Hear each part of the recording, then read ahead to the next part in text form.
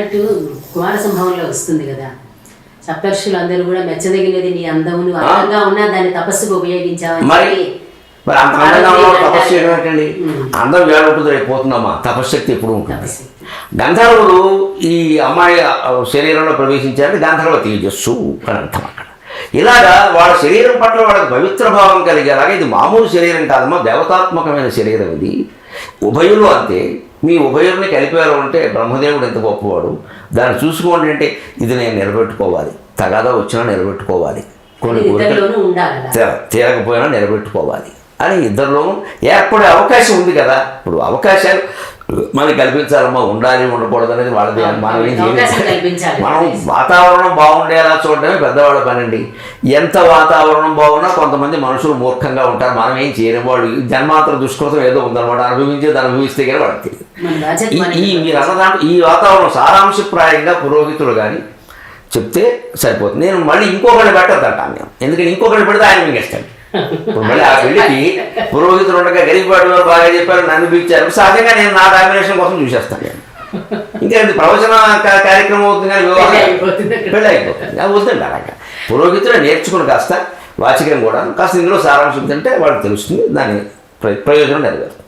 తర్వాత ఇందాక మీరు అన్నారు కదా, మనం నేరుగానే భగవంతుని ప్రార్థించడము మన ద్వారా ఇంకొకళ్ళు కాదని. ఇప్పుడు అమెరికాలో ఉన్నవాళ్ళు ఆన్లైన్లో పూజలు అడుగుతున్నారు. ఈ ఆన్లైన్లో పూజలు ఇప్పుడు మనం కూడా చాలా కార్యక్రమాలని ఆన్లైన్లో చూడండి, కళ్యాణాలు చూడండి అంటున్నారు. ఎంతవరకు అంటారు ఆన్లైన్లో మనకి? అమ్మాయి ఇది ఏదో రకంగా డబ్బు సంపాదించే ప్రయత్నమే తప్పితే నా దృష్టిలో ఇవన్నీ నిష్ప్రయోజనం, ఏం పనికిరాదు. ఆన్లైన్ దేవుడు ఉండడండి, దేవుడు డైరెక్ట్ లైన్. ఆ మాటకు వస్తే మన సంప్రదాయం ప్రకారం ఎవరితో మాట్లాడతారు మీరు? మీతో మాట్లాడుతున్నారు. దేవుడు అంటే ఎవరు? తత్వమసి అహం బ్రహ్మాస్మి. నువ్వు దేవుడని తెలుసుకోవడమే. మొత్తం పూజలు, నోములు, వ్రతాలు, అన్ని రకాల ఈ ప్రవచనాలు అన్నిటి సారాంశం ఏమిటి అంటే అహం బ్రహ్మాస్మి అనే మాట తెలుసుకోవడమే అంటుంటే, మనం దాన్ని అనేక రకాల పక్కదారి పట్టించేసేసి ఆన్లైన్ అని అదని చెప్పి మేము డబ్బు కట్టేసామండి, వారు ఏమైనా చేశారండి, మాకు వీడియో చూపించారండి, సినిమా వీడియో ఎంతో అదే అంతేనమ్మా. కాకపోతే కొంచెం ఏదో భక్తి కలగచ్చు, ఒక చేసామనే సంతృప్తి. అంటే నా ఇప్పుడు కూడా ఒక మాట చెప్తాను, అసలు మానేయడం కంటే ఇది మంచిది. తద్దినం మొత్తం పెట్టడం మానేయడం కంటే ఆన్లైన్ తద్దినం మంచిది. అది ఎప్పుడు వాపక్షం ఉంది మన ఆలయాలయంలో. వాపక్షం అంటే అసలు మానేయడం కంటే ఇది మంచిది. ఎందుకంటే ఈ అసలు మానేస్తే వచ్చే ప్రమాదం ఏమిటంటే, మానేసినా మనకేం జరగలేదుగా అని మీరు స్థిరంగా తగ్గించుకుంటుంది. 2 ఏళ్ళు తద్దినం పెట్టలేదు అనుకోండి, ఆ నాన్నగారు తద్దినం పెట్టడం మానేశాను, నాకేం జరగలేదుగా అంటే పెట్టక్కర్లేదు అన్నమాట. ఇవన్నీ గుడి నమ్మకాలు ఏదో తీర్మానాలు చేస్తాడు, అది కుదరదండి. అంతకంటే ఇది నయం. కానీ అది శాశ్వతం అనుకోవద్దు. ఇప్పుడు ఆన్లైన్లు, ఇండైరెక్ట్ లైన్లు పనికిరావు. భగవంతుడు హాయిగా ఎదురుగా ఏమో కృష్ణ పరమాత్మను అడిగిన ఎదురుగా మీరు కూర్చొని ప్రార్థన చేయడానికి మధ్యలో ఇంకో మనిషి ఎందుకంటే పనిలేక అలా ప్రార్థన చేస్తే కృష్ణుడు విగ్రహ రూపం వదిలి మానవ రూపం ధరించిన సందర్భాలు చరిత్రలో మీరాబాయి సహా ఎన్ని లేవండి, మనం నమ్మడం లేదు. కానీ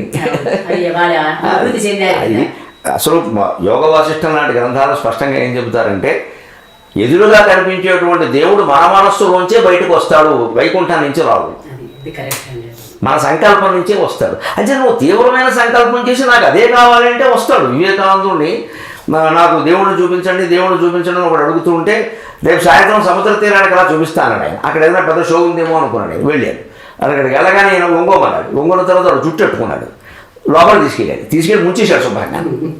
మళ్ళీ లేవకుండా 2 నిమిషాలు వాడు ఉక్కు బిక్కినట్టు కొట్టుకుంటాడు, అలాగే బయటికి తెప్పాడు. ఆ లోపల ముంచేసినప్పుడు నీకు ఏమనిపించింది అన్నాడు. వదిలిపెడితే చాలా అనిపించింది అన్నాడు. అంత కోరిక దేవుడి మీద ఉన్నప్పుడు కనిపిస్తాడు పో అన్నాడు. మంచి ఉదాహరణతో చూపించేవాడు. అది స్పష్టంగా స్వచ్ఛమైన ఉదాహరణ. అంత కోరుకుంటే వదిలిపెడితే చాలు, ఇంకేమొద్దన్నావు కదా, దేవుడు కనిపిస్తే చాలు ఇంకేమొద్దు అన్నంత తీవ్రమైన పట్టుదల లేకుంటే కనిపిస్తాడు. మరి దేవుడు కనపడడం అంటే ఏమిటమ్మా? బజార్లో మనుషులు కనపడ్డామా? వాళ్ళే కనపడలేదు వేళ. అయిన వాడు కనపడలేదమ్మా. ఇంటికి బంధువులు సొంత మేమో వస్తే హోటల్లో దిగుతున్నాడు, అక్క ఏమనుకోకని ఫోన్ చేస్తున్నాడు. మన మేమో మనకు కనపడలేదు, దేవుడు ఎక్కడ కనపడతాడండి? దానికి ఎంత తీవ్రమైన తపన ఉండాలి. శరీరం కాదు సమస్త జీవితాన్ని త్యాగం చేసే పరిస్థితి ఉంటే ఆయన వచ్చి మొత్తం చూసుకుంటాడు. ఒరే అబ్బాయి ఉన్నదే నేను రా, నువ్వు చూడలేదు. కానీ అంత గొప్ప వ్యవస్థను తీసుకెళ్లాల్సిన మనం ఈ రకరకాలుగా ప్రక్రియలు నేర్పేసి సంతృప్తిపరిచే విధానం మంచిది కదా, కానీ అసలు లేకపోవడం